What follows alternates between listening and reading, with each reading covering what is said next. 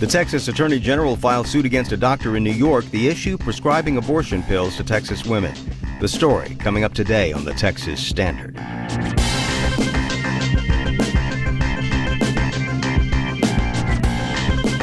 Texas Standard is a production of KUT Austin, KERA North Texas, Houston Public Media, and Texas Public Radio in San Antonio. I'm David Brown. A state plan to provide incentives for affordable housing. A Houston Chronicle investigation finds little affordable housing being built and taxpayers holding the bag. Also, 2 Texas families take legal action against an AI chatbot alleging it served up sexual and self-harming content to kids.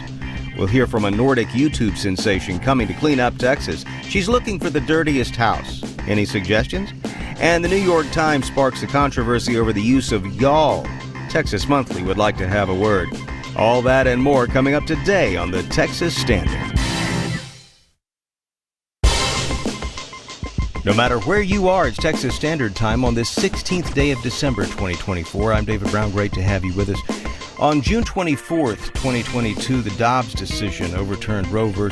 Wade, which established a constitutional right to an abortion and triggered laws in mostly Republican-led states across the nation restricting abortion access.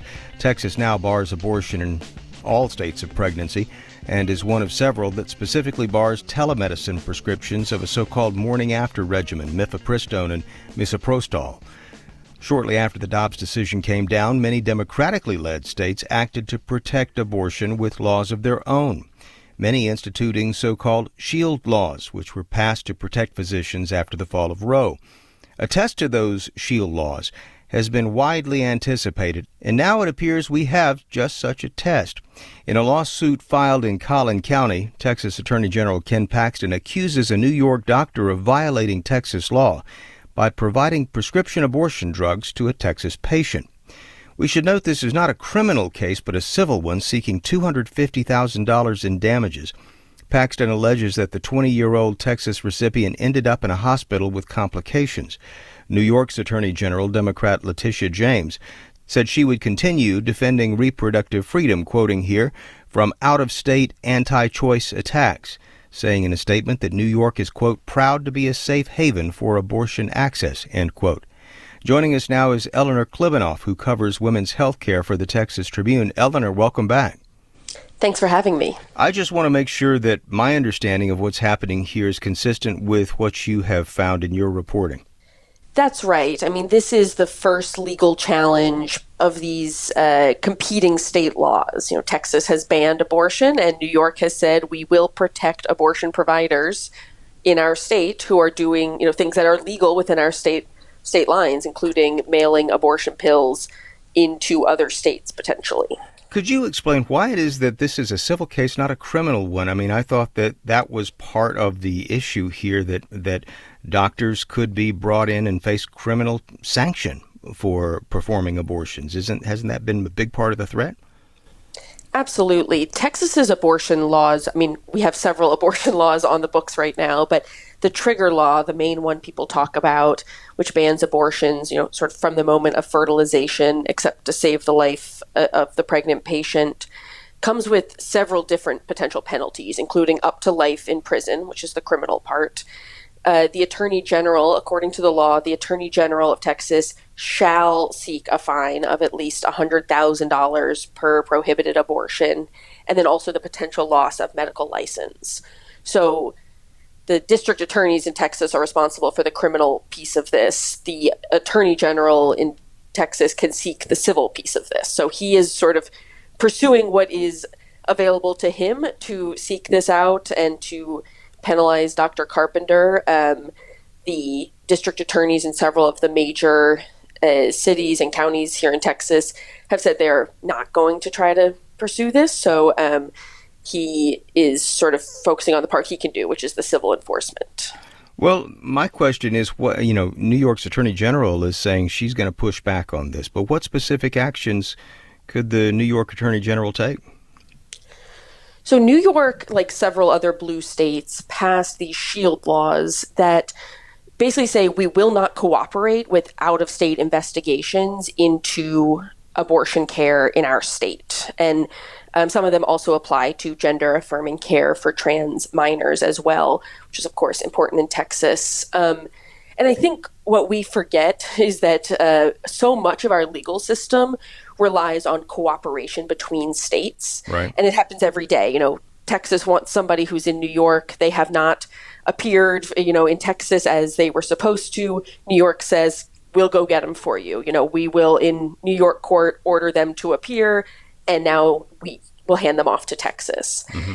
New York has said with abortion, if what you're trying to do is, get someone in trouble for providing abortion-related services, we will not honor that. We're not going to help you. And Texas doesn't have a ton that they can do if this doctor does not appear in Texas, as we sort of anticipate she will not.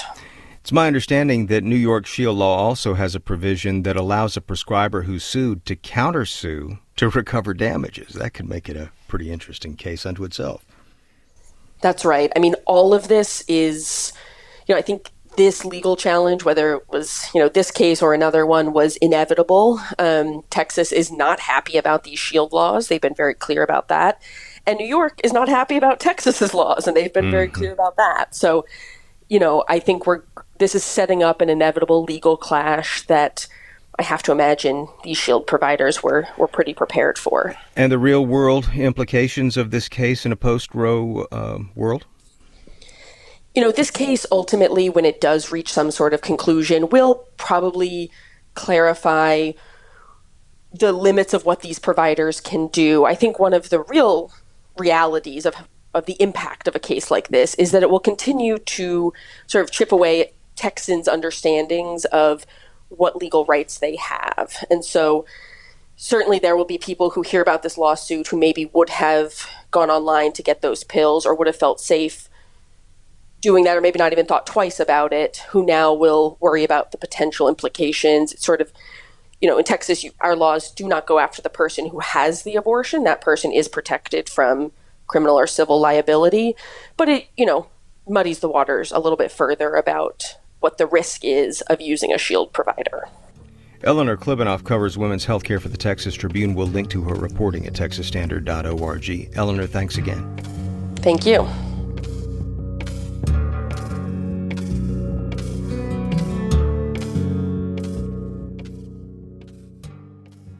Though many U.S. veterans say they're getting better medical care today after a major law was passed 2 years ago, there's still plenty of gripes about its services. To do a bit of a comparison, Houston Public Media's Andrew Schneider, who recently traveled to South Korea, looks at how the two countries care for their veterans. In June 2002, South and North Korea were enjoying what appeared to be a thaw in their long-running Cold War.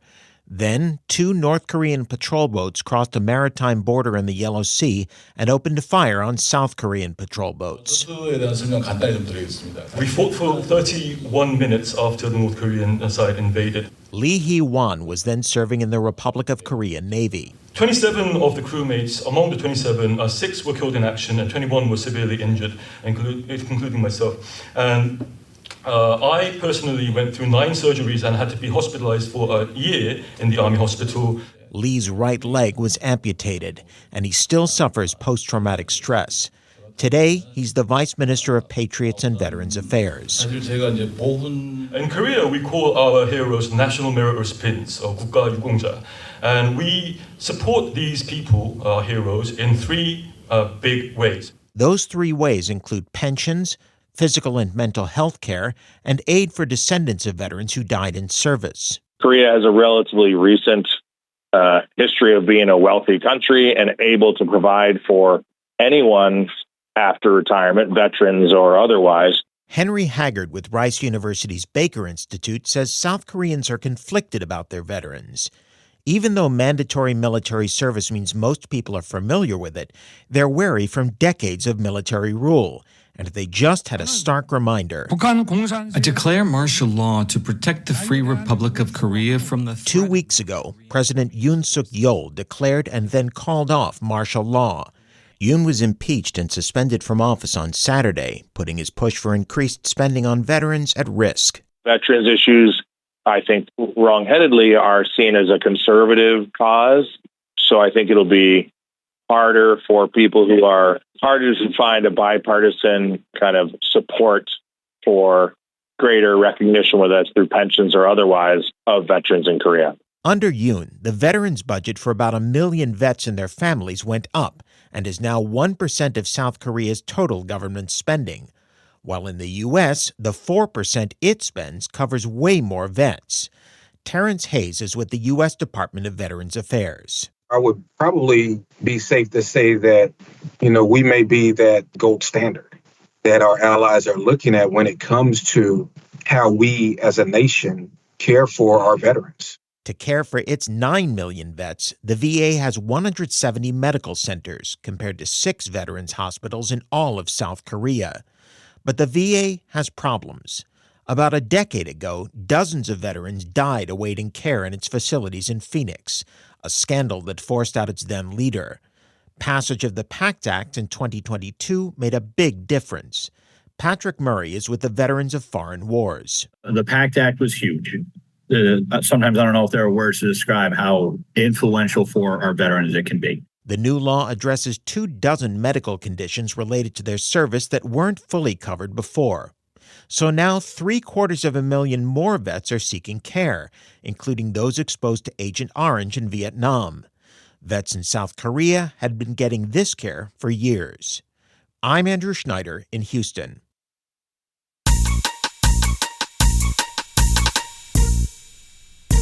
Wells Dunbar is the Texas Standard social media editor, and he's been monitoring what Texans are talking about on this Monday. Wells, welcome. Howdy, David. We're hearing about the Standard's top story, Texas Attorney General Ken Paxton's lawsuit claiming a New York doctor illegally prescribed abortion medication to a Texas resident. Well, on the Texas subreddit, the top comment there reads, "I think every doctor in a state where abortion is legal should sue Paxton." Meanwhile, over on the upstate New York subreddit, our top comment reads, "This is absolutely where the next wave of SCOTUS decisions are going to come from. They predict AGs from Republican states suing to stop blue states from providing medical services to those red state residents if that service is restricted or banned in their state." Paxton already tried this with a hospital in Seattle that was providing gender-affirming care, a case that concluded back in April of this year. Meanwhile, on the Standard's Facebook page, Nick Schwarbel says this push from Paxton to enforce Texas laws says so much about his opinion of states' rights. Just some of the comments we're seeing out there this Monday, David. I'll be back with more later in the program. Wells Dunbar back in about 35 minutes or so. Sounds like a good idea. Incentivize developers to build more affordable housing, but those best laid plans aren't quite turning out as expected in Texas, and taxpayers are holding the bag. We'll have more on this as the Standard continues.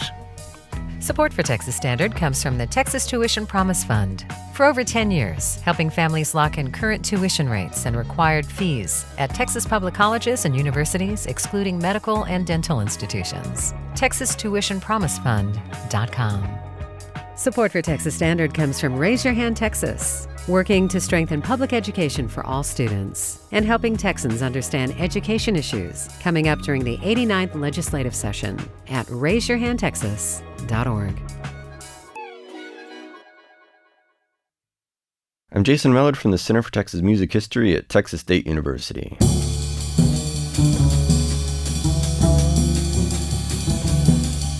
This week in Texas Music History, a Fort Worth saxophonist pushes the boundaries of the jazz avant-garde. On December 21st, 1960, Fort Worth alto saxophonist and composer Ornette Coleman assembled not one but 2 quartets for a studio date that produced one of the most pivotal records of the post-bebop era, Free Jazz, a collective improvisation by the Ornette Coleman Double Quartet. An album-length free improvisation with only a few preconceived themes, Free Jazz harkened back to early New Orleans-style improvisation while signaling an emerging modernist avant-garde. Ornette Coleman had already disrupted the New York jazz scene's status quo when his quartet with Don Cherry, Charlie Hayden, and Billy Higgins took over the venue The Five Spot in 1959 for an extended stay that galvanized audiences and critics. Coleman's music rejected conventional harmonic models in favor of rhythmic and melodic freedom and blues-oriented compositions, already apparent in 1959's prophetic album, The Shape of Jazz to Come. And while Ornette and company's early records on Contemporary and Atlantic certainly predicted the future, few could have anticipated what the double quartet would produce in the winter of 1960.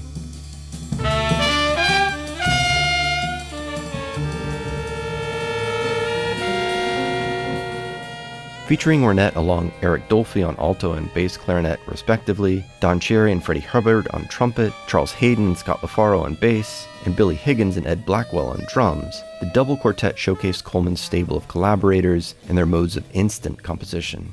Free Jazz also offered a rare collaboration with Ornette and Eric Dolphy, one of the few reed players whose musical advances were as adventurous as Coleman's. The resulting album was one where, in Ornette's words, we were expressing our minds and emotions as much as could be captured by electronics. And you can hear music from the Lone Star State 24/7 on the Texas Music Experience at tmx.fm.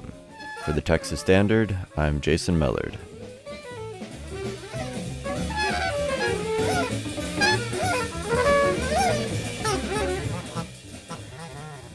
Support for Coverage of Business comes from Texas Mutual Insurance Company, a workers' comp carrier dedicated to handling claims proactively to help injured employees get back on the job and policyholders get back to business. More at texasmutual.com/claims. And you are listening to the Texas Standard. In Texas, the government offers tax break incentives for developers who include affordable units in their apartment complexes, which in theory sounds like a win-win-win, right? Developers get an incentive to build affordable housing. The city gets the housing it needs at a time when affordable housing is in short supply, and people get a place to live affordably. Only, as Eric Dexheimer, an investigative reporter at the Houston Chronicle, has discovered, this isn't turning out to be the winning combination many had hoped for, and taxpayers may be left holding the bag. Eric, welcome back to the Texas Standard. Thank you for having me. So tell me a little bit about why this isn't working out as planned. I mean, it seemed like if you give developers an incentive to include affordable housing in some of these apartment projects, that's going to be a reliable solution.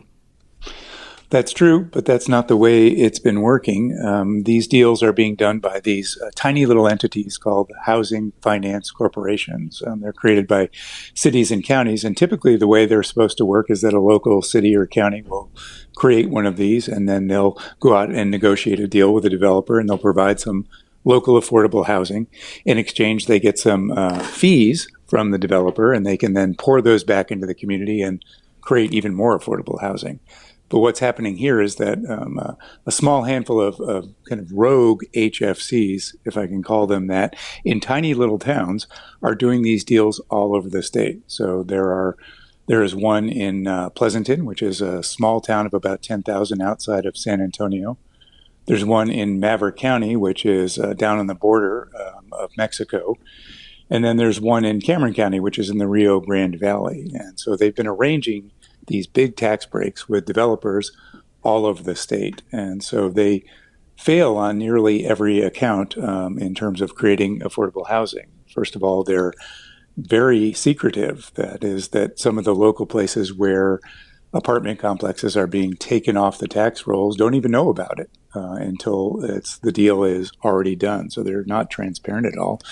That means there's no accountability. That is, if local residents we're not in favor of this for whatever reason, they have nobody to go to. There's no local official who they can complain to. There's nobody they can unelect. And then finally, a lot of these deals are not what most people would consider affordable. That is, that they are not for people who truly need inexpensive housing. Often the requirements to get a unit are quite lax, and that people's incomes can be quite high. And let me stop you right there, because I want to understand what these HFCs, these affordable, these housing financing corporations are all about. They sound like quasi-governmental corporations. Are they created by cities and municipalities, that sort of thing, or do they just spring up to manage these incentives?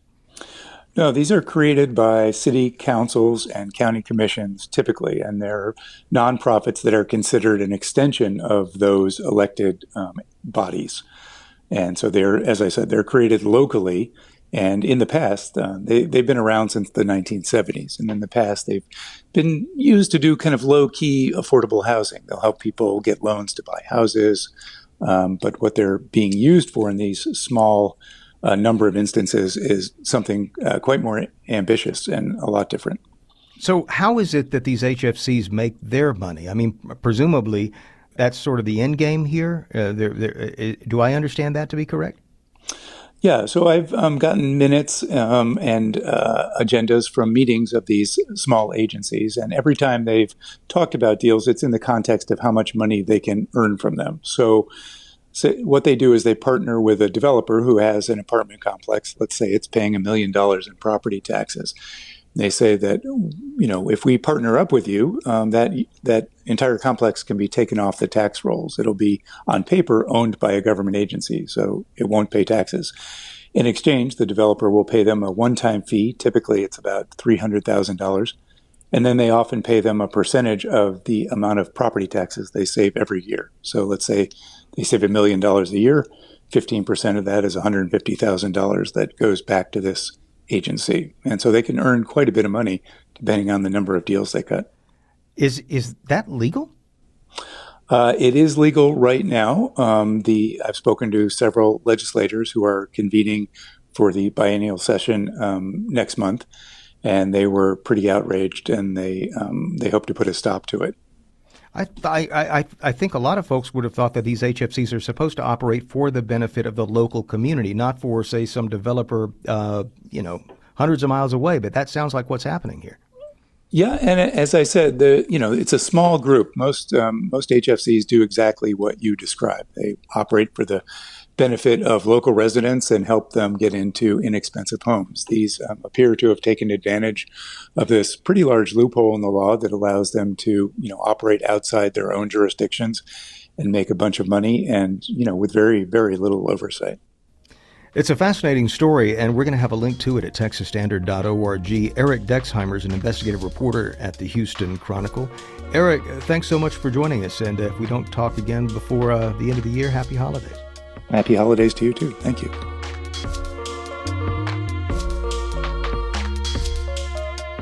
Support for Texas Standard comes from Texas Oncology, right here with cancer care at more than 280 locations around Texas, allowing patients to remain close to family, friends, and caregivers while they fight against cancer. More at texasoncology.com.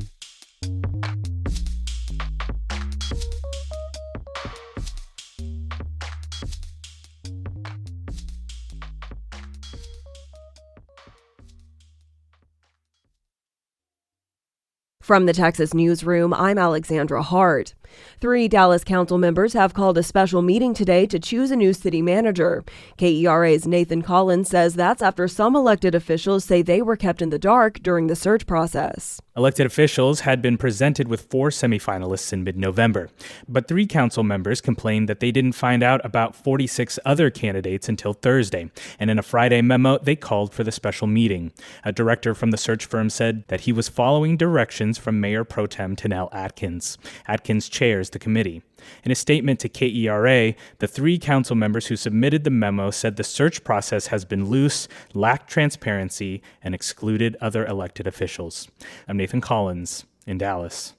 Corpus Christi is moving into Stage 3 water restrictions. Spencer Cheehawk reports it's been more than 2 years since the area has last seen significant rainfall. Today, City Manager Peter Zanoni will be making a declaration, officially putting Corpus Christi in Stage 3 water restrictions. The change comes as the combined levels of Choke Canyon and Lake Corpus Christi are now below 20%. The combined water level is uncharted territory, according to Chief Operating Officer for Corpus Christi Water, Drew Molly. The last time we had a meaningful rain event was August of 2022, and we got about 9 inches of rain over a 2-day period. But since then, we have not had those kinds of intense rain events that we need. Under Stage 3 drought restrictions, residents and businesses are no longer permitted to irrigate their landscape, and there's a new ban on washing vehicles and boats at home. Houston police are looking for suspects in the weekend mass shooting at a makeshift club. A 16-year-old boy and a 14-year-old girl were killed. Assistant Chief Luis Menendez Sierra says officials were called to an empty business that had been converted into a club. As they arrived, they saw a very hectic scene, a large crowd of people running out of a makeshift club. It's kind of one of these last-minute parties, pop-up parties that have been popping up lately. Houston Mayor John Whitmire says security guards at the unregulated club fled after the shooting took place. As the days get shorter and the weather gets cooler, symptoms of seasonal affective disorder, or SAD, become more common. Dr. Asim Shah with Baylor College of Medicine says this time of year can contribute to symptoms like fatigue, hopelessness, or irritability. Houston usually has a very mild winter, but a few years ago also we had a lot of cloudy weather, meaning we didn't see a lot of sun. If the weather is like that, people can suffer from seasonal affective disorder. The American Psychiatric Association says about 5% of adults experience the condition. I'm Alexandra Hart from the Texas Newsroom. You're listening to statewide news from public radio stations across Texas. This coverage is only possible because of support from listeners like you. You can help sustain and grow Texas news coverage by donating to your local public radio station today. It's the Texas Standard. I'm Michael Marks. Y'all. It's a contraction of the words you and all that will immediately out you as a Southerner or a Texan or someone from below the Mason-Dixon line. It's an informal expression, a linguistic calling card, and a cultural marker all at once. It's also a word that's sure to spark a lively discussion when it's brought up. Is y'all too informal, too regional? Does it belong in the English language at all? Dan Solomon, a reporter and longtime contributor to Texas Monthly, has been writing about this beloved word recently and its place in our vocabulary. Dan, welcome back to the Texas Standard. Great to be here. So this article, the genesis of it, was because of something that you read in the New York Times, right? Yeah, that's correct. They had a column about why it's time for everyone to embrace you guys and just consider it gender neutral because we need a second person plural. Oh, okay. So because there is no, I guess you think of other languages, there are other examples of this, right? Sure, yeah. Most languages have a second person plural. English is kind of unique in not having one. Yeah, in fact, I remember, now that you mention it, sophomore year, my French class, this is how my French teacher explained the word vous. Vous is y'all. It's you and multiple people. The impetus behind this discussion, this column by John McWhorter, he writes that the word reads too slangy, regional, or what you might even call ethnic to ever gain universal acceptance, end quote. How do you personally feel about that assessment of the word? I think it's weird. I don't know. I don't know why you guys would be better. Y'all, it has kind of it's kind of friendly. It's kind of musical. So I think that it makes a lot of sense. I get the sense there's no doubt that y'all has originated in the South. But I get the sense that it is, the South can no longer only lay claim to it, that other parts of the country use y'all pretty commonly. I mean, is that your sense as well? Not just other parts of the country, other parts of the world. Oh. I was in Australia recently, and Australians use y'all. Oh, wow. But certainly, around the country, yeah, it's too useful, and too many people have moved around the country. The country's too, it's not regional in the same way that it was. A lot of this, dates back many decades, to the period of the Great Migration, where African-American Southerners started moving north and west and brought the dialect of the South with them.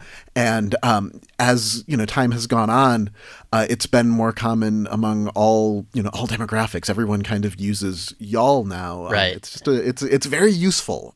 That's the main point to me, is that it's just a really useful word, and if you don't have it, you need it. It's a very elegant solution for that particular linguistic problem. A lot of people who move to Texas as adults, maybe they're coming from a northern state. They haven't said y'all in their life. They're having a hard time adopting it into their vocabulary. How would you pitch the word to newcomers? Say, hey, try it on for size. See if you like it. So that's my story. I moved to Texas when I was 18 from the suburbs of Chicago. Okay. I had never dreamed of using the word y'all. It would have felt weird.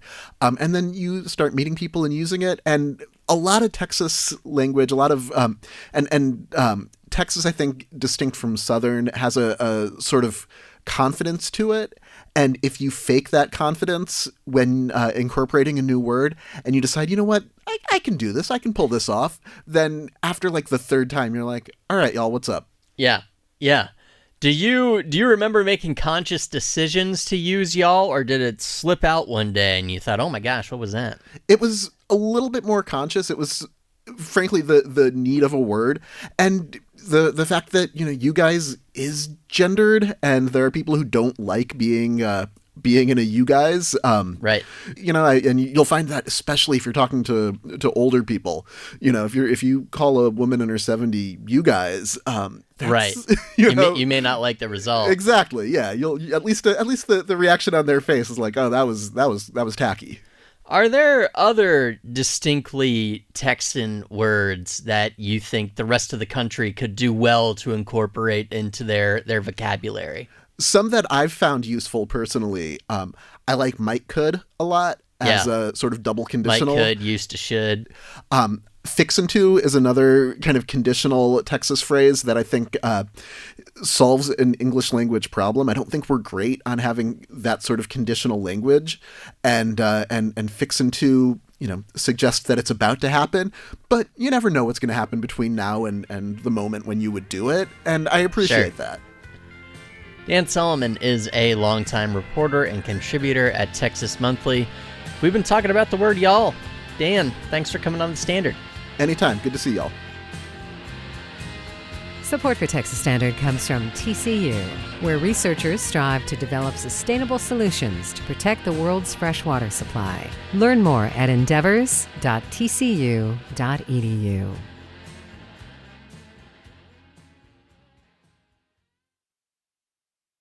This is the Texas Standard. I'm Michael Marks. She calls herself the Queen of Cleaning, with over 3.4 million subscribers on YouTube and more than 1 billion views.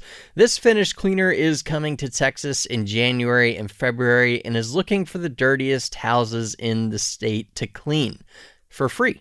She goes by AuriKatariina, and she is joining us from Finland. Auri, welcome to the Texas Standard. Thank you. Hello, everybody. Thank you for having me. Thank you for being here. So for folks who have not seen your YouTube channel, can you just give us a quick explanation of what it is you do? Yeah, so I deep clean people's homes for free around the world. And for me, the dirtier, the better, because I love like dirt, mold, a lot of trash. Yeah, I always clean for free because people are struggling and they can't clean their homes by themselves. So I like to help with that. People might have a picture in their head of the types of houses you clean, and I would tell them to picture something 10 to 20 times dirtier than that. Yeah. Whatever the picture. I mean, really, truly, nothing seems to be too messy for you. Why is the dirtier the better true in your case? Yeah, usually houses are way too clean for me. I don't like cleanliness. That's boring. I like challenges. Like my favorite houses are like there has been mushrooms growing in the kitchen sink, or like rats, cockroaches. So much trash that you can see the floor. That's the houses I love and like.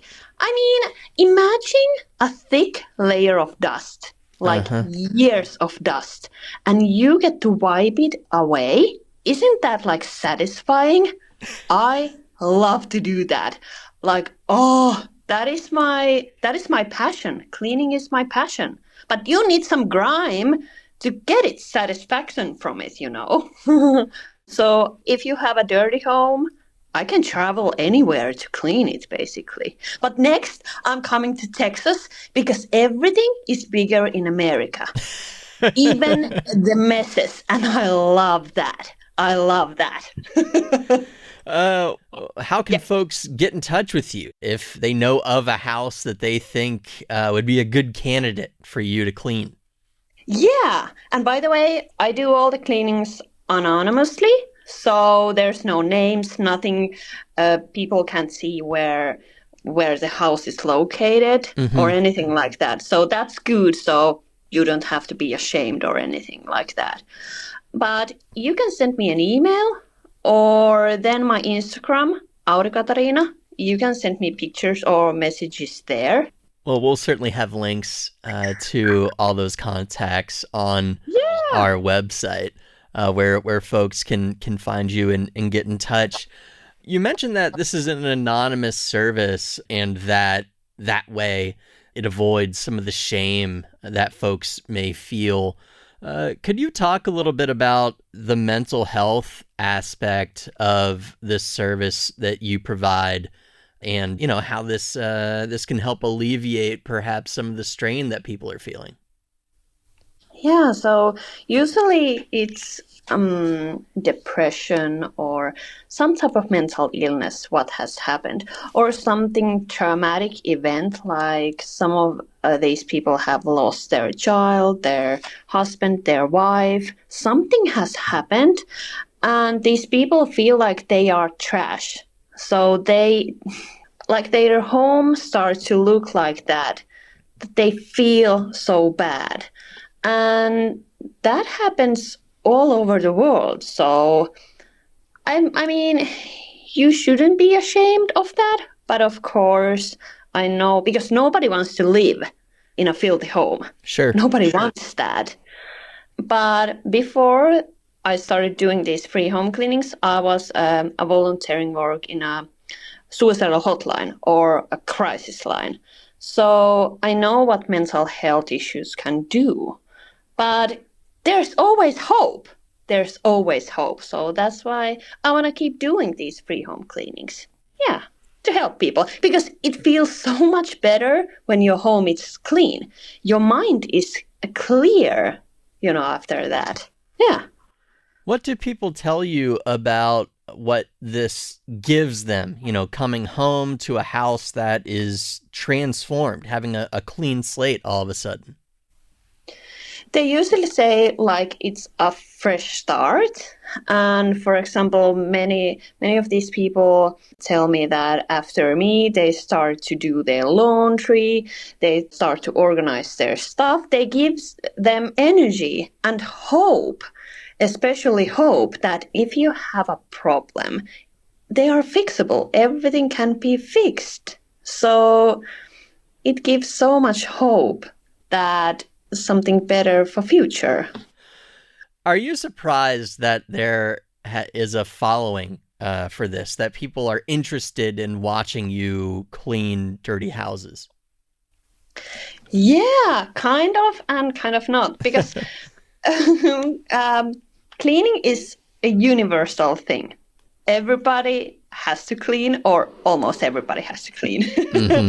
So, and it's something pretty normal, but I feel like my goal at first when I started doing normal cleaning videos was to show people how fun and sexy cleaning can be.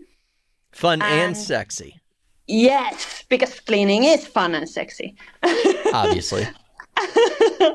And then when I started doing these normal cleaning videos, people started to ask for my help. So that was kind of surprising that there is so many houses that needed my help and that people let me into their home to clean, because it's not easy. It's not easy at all because people are so ashamed about their homes. But then I feel like many people like to watch my videos because they haven't seen anything like that before. And that's why I like to tell stories, how things like this happens, because it's interesting and people love to see something transform. So, yeah, there's many aspects. It feels like maybe the service you're providing, as much as the cleaning, is approaching these people's situations without judgment. Does that feel correct? Yes, that's so correct. And it helps people all around the world because there are so many people in a similar situation. And people also send me before and after pictures when they have cleaned their homes by themselves. So it helps in many ways and it's perfect. And then people say after they watch my videos that, oh, my home isn't that bad at all. Like it's really relieving, Right. Right. We have been speaking with AuriKatariina. She's a YouTuber who cleans homes across the globe, and she'll be coming to Texas in January and February. She is looking for dirty homes and apartments to clean. We'll have a link for more info over at our website, texasstandard.org. Auri, thanks so much for your time. Thank you. It was fun. Thank you so much. Support for Texas Standard comes from the Texas Department of Agriculture, showcasing wild-caught Texas shrimp, sustainably and ethically sourced from Texas's own backyard. Texas Gulf shrimp varieties and recipes at wildcaughttxshrimp.com. It's the Texas Standard. I'm Michael Marks. Before we jump into this next story, a quick warning. It deals with children harming themselves and with threats of family violence. 2 Texas families filed a lawsuit against Character.ai last week, a chatbot app where users can talk to any number of characters powered by artificial intelligence. The lawsuit claims that in one case, a 17-year-old boy in Upshur County was exposed to the idea of self-harm by a Character.ai bot. In another, the app showed an 11-year-old girl's sexualized material for 2 years. For more on this, we're joined by Natasha Tiku, tech culture reporter for The Washington Post. Natasha, welcome to the Texas Standard. Thanks for having me. You've reported a good deal on these, companion artificial intelligence apps. Can you explain how they work? Yeah, so these apps are built, sometimes as entertainment, sometimes as a balm for loneliness. Basically, it kind of lets you have access to these language models, the same technology that's powering something like ChatGPT or Google's Gemini. And it gives users an opportunity to create and customize their own chatbot. So you can give a chatbot a name. You can give them, in some apps, like kind of a drop-down menu of personality traits like toxic or loving or introverted or extroverted. And then you basically just are able to start chatting with them. Users have access to like millions of options. A lot of them are anime characters or characters from gaming or movies. So these are really serious allegations. If these events happened as the families in the lawsuit say that they did, what are the possible explanations here as to how a chatbot would expose a minor to this kind of material? Right. So you have to think about, the fact that this is AI, this is machine learning. So there's no individual, behind the scenes programming what these bots are saying. Like they have a tendency, these language models, they're sort of like people pleasers. So when you start talking to them, say, about your frustrations with your parents, they're going to give you the next most logical sequence of words. And we don't know exactly what Character AI used to train their models, but in most cases, companies scrape a ton of data from the internet. So that's like Reddit, other social media platforms, and potentially, so they kind of communicate with the 17-year-old in the lawsuit the way you would hear a lot of people talk online, except they're not real, and it's a technology that might have been incentivized to make the most engaging stories possible. So when he's talking about his frustrations with his parents, they're often escalating the situation or echoing his concerns. It's a kind of sycophantic style, is the way the lawsuit puts it. You spoke to members of the families involved in this lawsuit. What have you heard about how the situation has affected their lives? Oh, yeah. I spoke with the mom of the 17-year-old son, and, she just talked to me about how over the 6-month period, her son, who is autistic and had a really close relationship with his family, and then in the 6-month time period, he lost 20 pounds. He started withdrawing from his family, stopped going to church and other events that he liked, and started being aggressive towards his parents. And, he started to self-harm during this time period. period. Afterwards, when she's trying to solve this mystery and sees these screenshots of chats, which she first thought were from another human being and was just horrified. And then to find out that it was AI, she said was even worse, because it was like, she said like she would never let a predator in the house. And yet this was happening, in her son's hands, like in his own bedroom through this app. She and the other plaintiffs in the case, what do they want as a result of this lawsuit? Yeah, so the lawsuit is asking for injunctive relief. That means the app would be taken off the market until they can, satisfy some stronger threshold of safeguards for young people. They say that this is essentially an unsafe product that knows that it has younger users, and yet is subjecting them to sexualized material and, these intense conversations without a safeguard. You can see in the chats that when he raises issues that should be triggering a suicide warning or self-harm, some kind of intervention safety mechanism, it's just not, there's nothing that came up at the time. Natasha Tiku covers tech culture for The Washington Post. We are going to link to this story of hers over at texasstandard.org. Natasha, thank you for joining us. Thanks so much for having me. And you're listening to the Texas Standard.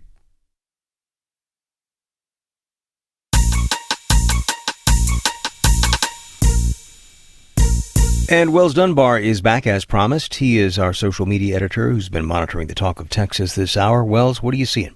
Hey, David. Good to be with you.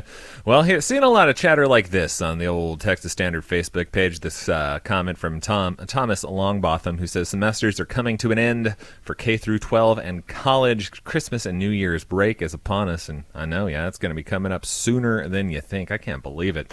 Jimmy Kelly is there experiencing all of it. He says this is the quiet week at work with most people gone out of town and me reading articles and such. Yay, holidays.